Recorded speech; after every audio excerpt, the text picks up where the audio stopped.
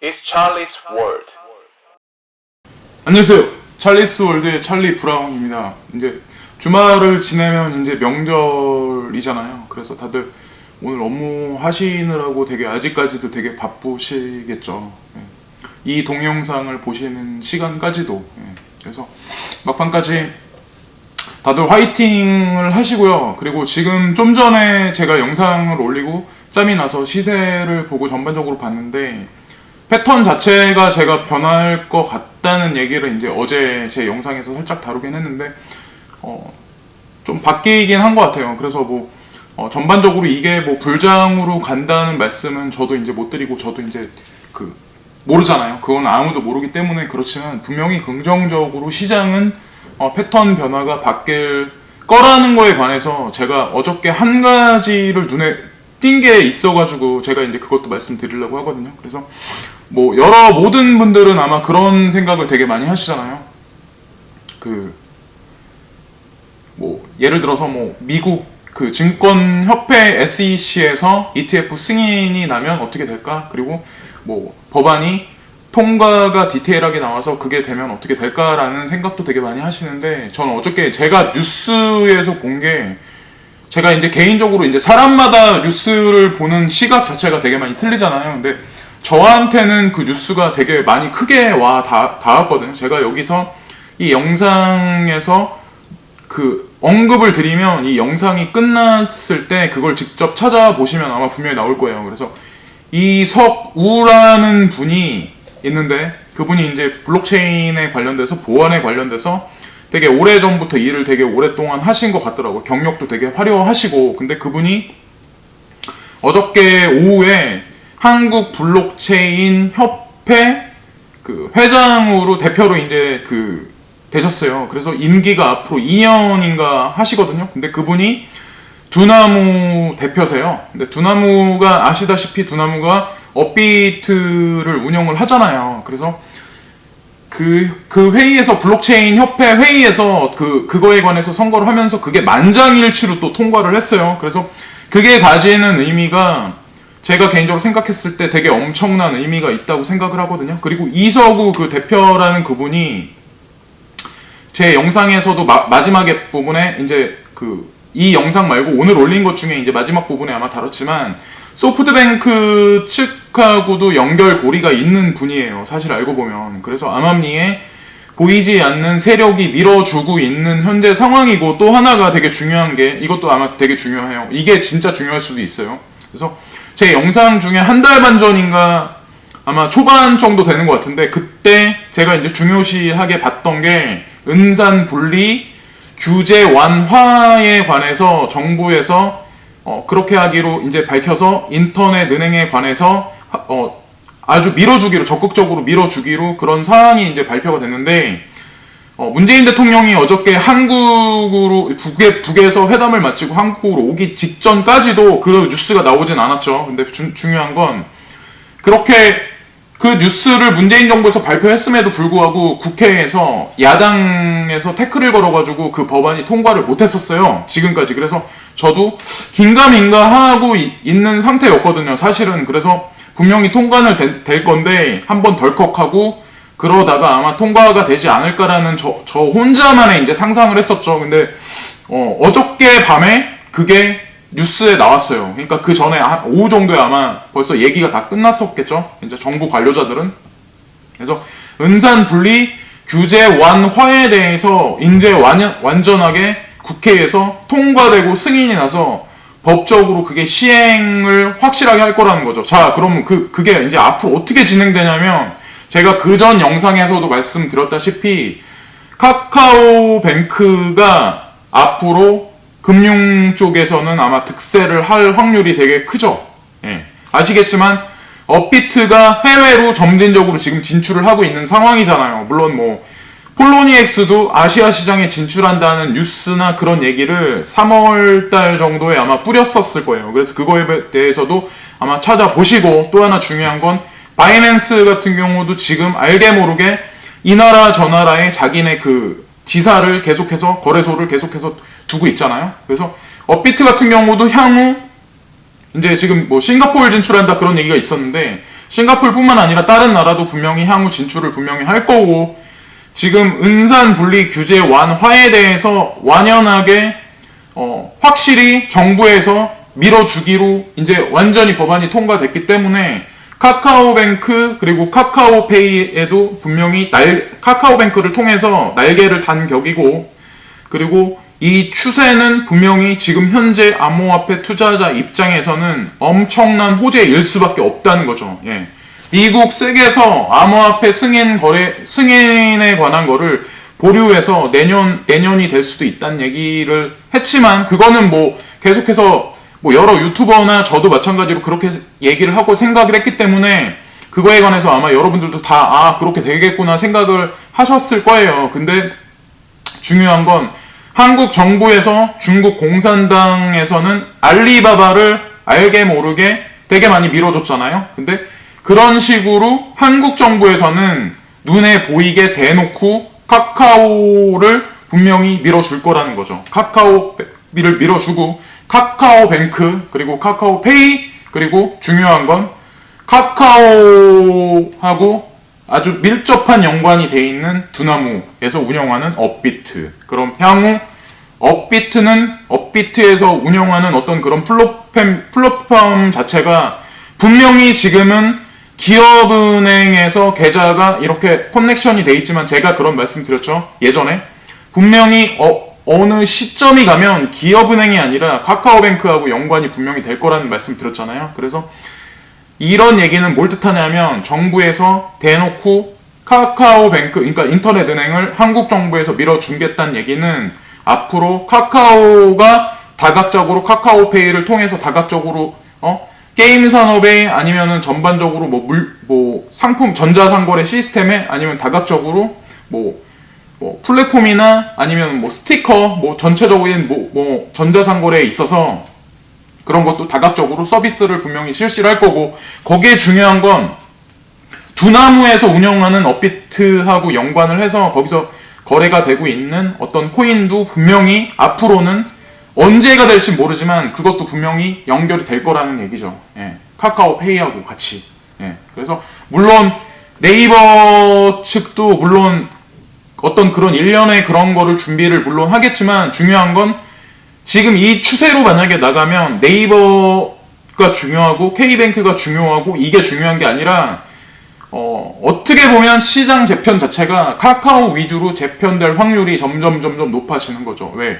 정부에서 대놓고 밀어줄 거는 제가 개인적으로 봤을 땐 인터넷 은행이라고 말을 하지만 알고 보면 카카오뱅크를 밀어주겠다고 대놓고 얘기를 했었던 건데, 그거에 관해서 야당에서 태클을 걸었었는데 그게 이제 확실히 어저께부로 승인이 났기 때문에 그거하고 연동돼서 제가 이제 말씀드린 한국에서 또다시 프리미엄이 일어나서 전 세계 시장을 이끌어 갈 거라는 말씀을 드렸었잖아요. 그래서 그게 올해가 아니더라도 진짜 중요한 거는 내년 정도가 됐었을 때 분명히 한국에 지금 예를 들어서 50% 이상 되는 프리미엄이 다시 한번 발생해서 전 세계 암호화폐 시장을 이끌어가는 거는 중국 시장도 아니고 미국 시장도 아니라는 거죠. 자, 한반도가 아무리 경제협력이 되고 그렇게 된다고 해도 중요한 건 한반도는 한반도이고 남한하고 북한이 뭉친다 해도 어쨌든 중요한 거는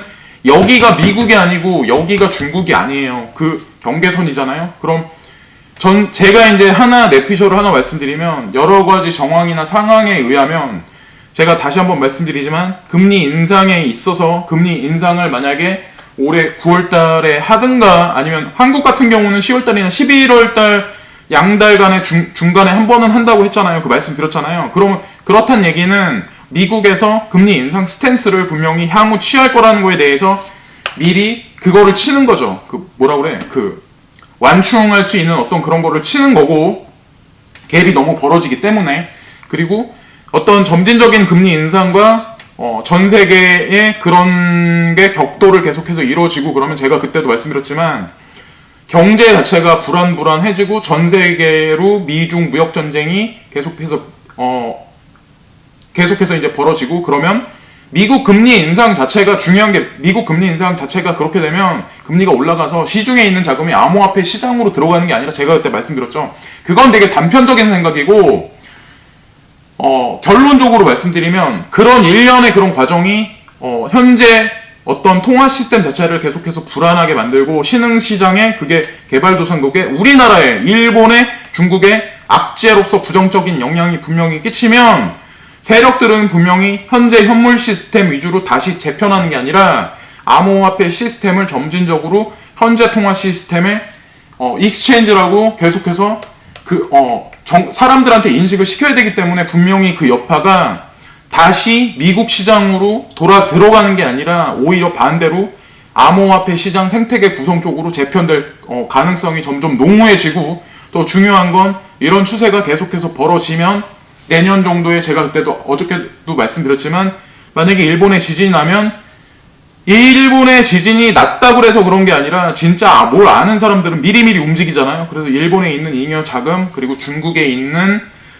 잉여 자금이 한반도의 평화 협상과 전반적인 어떤 그런 거를 꾀를 같이 하고 그리고 미국에서 있는 폴로니엑스도 마찬가지로 3월 달에 동아시아 시장에 분명히 들어오겠다고 했는데 언젠가는 발표를 하겠죠. 그게 다시 한번 말씀드리지만 싱가포르일 수도 있고 홍콩일 수도 있지만 한국일 확률이 높다는 거죠. 자 그러면 되게 중요한 게 뭐냐면 한국에 지금 들어와 있는 거래소들 있잖아요. 대표적인 거래소들 보시면은 바이낸스도 향후 들어올 거라고 했었죠. 그리고 후오비는 들어왔죠. OKEX 활동하고 있죠.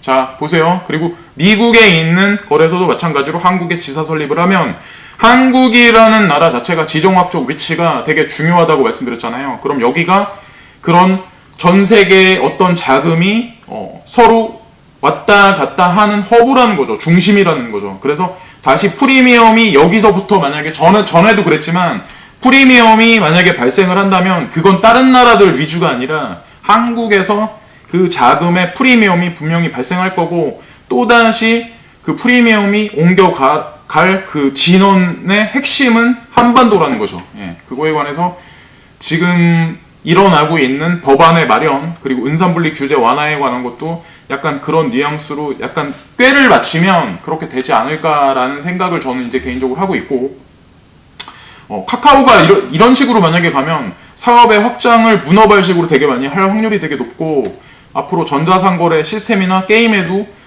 점진적으로 아마 코인에 관련해서 언급을 서서히 하면서 서비스를 하겠죠. 언젠가는. 그게 뭐 당장 내년이 아니더라도 대충 게싱을 하면 약간 그렇게 추세가 되지 않을까라는 생각을 하죠. 어쨌든 중요한 거는 지금 시장 상황이 패턴이 계속해서 호전적으로 바뀌고 있기 때문에 지치지 마시고 막판까지 끈질기게 버티시고 추석 때도 뭐 유튜브 다른 분들 하시는 거에 관해서도 많이 보시고 제가 하는 것도 많이 봐주시면 저도 감사하죠. 그래서 어쨌건 저도 오늘 약간 계속해서 횡보를 하다가 조금 올라서 기분이 좀 약간 좋긴 한데 일단 중장기로 봤을 때는 손해보신 분들 액수에 비하면 되게 많이 미비하죠. 저도 마찬가지로 솔직히 말씀드리면 저도 10억대 단위로 되게 많이 그렇게 됐어요. 근데 어쨌건 중요한 거는 더 벌 수 있다는 생각도 되게 많이 하고 그리고 뭐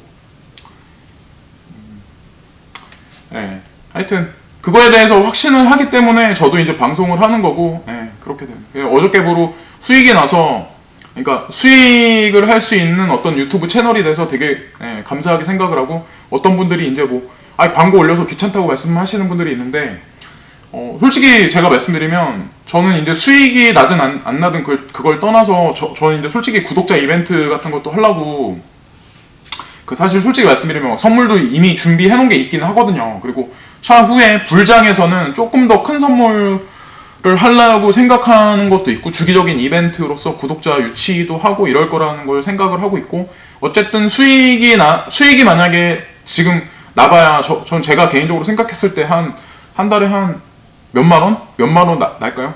어쨌든 모르지만 어쨌든 채널이 커가서 수익이 나면 저는 웬만큼 되게 많은 퍼센트지를 구독자 이벤트나 저를 구독해 주시는 분들을 위해서 서비스를 거를 본격적으로 많이 할 생각을 하고 있어요. 예, 일단 이 얘기는 여기까지 마치고 해야지 하는 거죠. 중요한 건 제가. 예.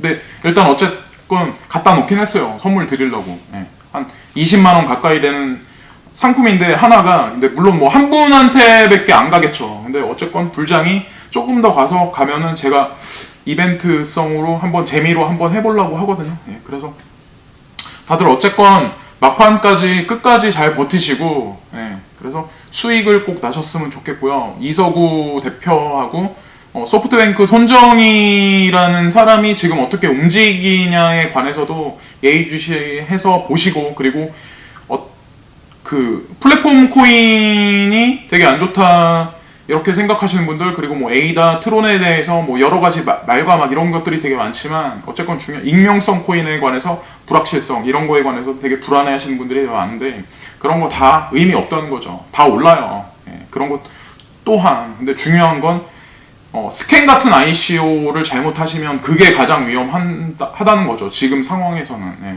그거에 관해서는 유튜브들이 말하는 거에 관해서 본인이 직접 다 알아보시고 꾀를 짜맞춰서 일주일 이상 걸리셔가지고 잘 확인을 해보시고 투자를 하시고 거액은 하지 마시고 만약에 1비트를 하시려고 마음 먹으시면 거기에다가 0.1비트만 하시고 그런 식으로 하세요. 저는 보통 ICO를 하면 전 7개, 한 번에 뭐 7개 내지 5개씩 하고 그랬었거든요. 근데 솔직히 말씀드리면 제가 ICO를 만료하는 게 베팅했던 거보다 승률이 그렇게 많이 좋지 못했었기 때문에 이제 이런 말씀도 아마 계속해서 우려되니까 계속 드릴 수도 있는 것 같아요. 예, 그래서 너무 이 사람 부정적 ICO에 관해서 이렇게만 보지 마시고 저 같은 절차를 밟지 마시라는 거죠. 예, 그래서 어쨌건 다 같이 불장까지 끝까지 버티셔가지고 진짜 X63AMG 다 한 대씩 예, 편하게 몰고 다닐 수 있는 날이 됐으면 좋겠습니다. 기름값 걱정 안 하고. 예.